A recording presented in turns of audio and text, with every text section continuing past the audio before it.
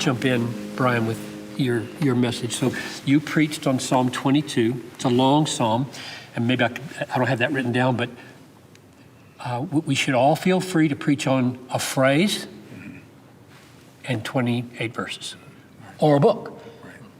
I preached a series on the minor prophets, one message per prophet, one summer. A whole book of Malachi, a whole book of Zechariah, one message.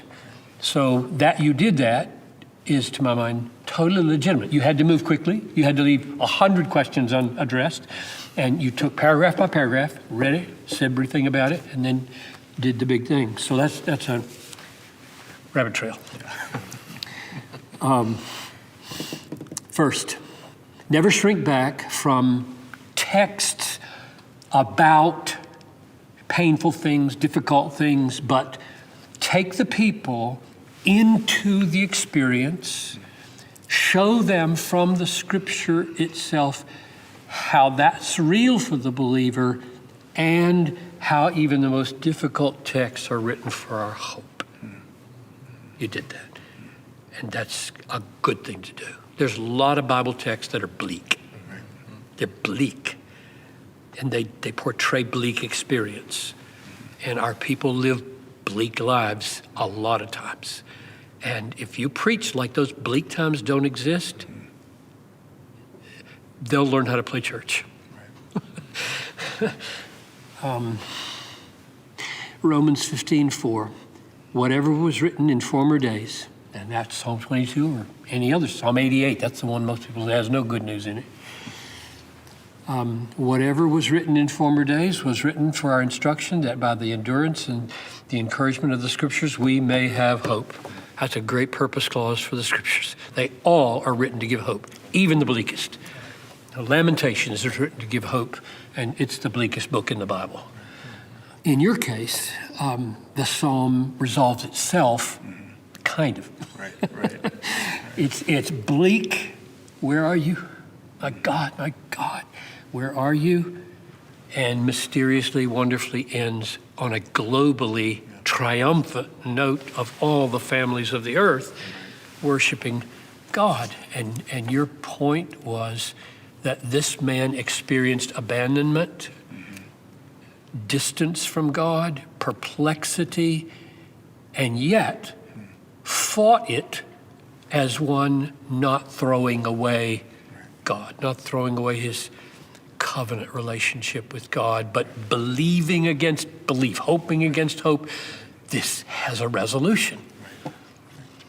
So that's the first one. Never shrink back. Of course, the other way you did this was you set it up at the beginning as the song of the cross, so that all the way through people have in their mind, this is for me and my experience.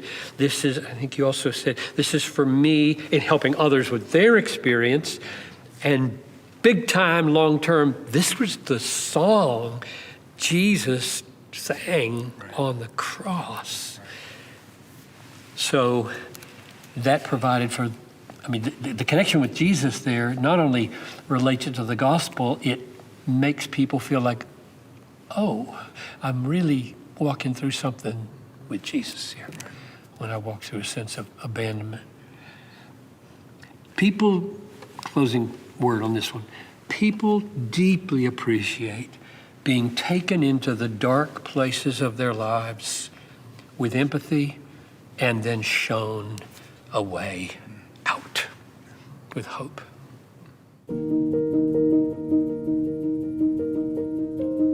Be willing to deal briefly and trenchantly, pointedly, effectively, with a major theological problem which is not your main point,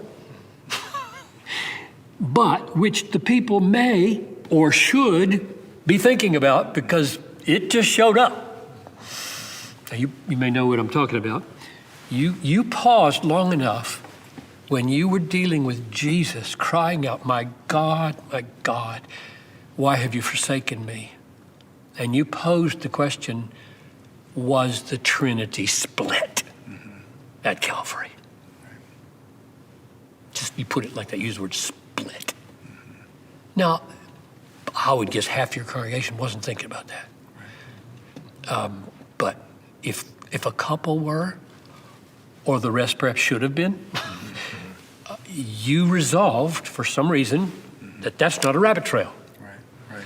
That's a moment in this sermon. I'm going to step back or out and tackle a big, huge Trinitarian issue of the way the Father and the Son are united when one says, "Where are you?" So, my point is not how you did it, but that you did it. And that I think that's a great way to deal with doctrine. In other words, you could have said, we're going to talk about the Trinity and the cross next week and whether there was a splitting of the Trinity on the cross. We're going to devote a sermon to that. And you might. I think that's worthy of sermon. You didn't do it that way. You had another agenda, but you folded in for maybe 3 minutes an address to that. And even if the people maybe don't have the last word on how the Trinity works at the cross, they know my pastor didn't blow that off. He didn't just skim over that. He's read about it.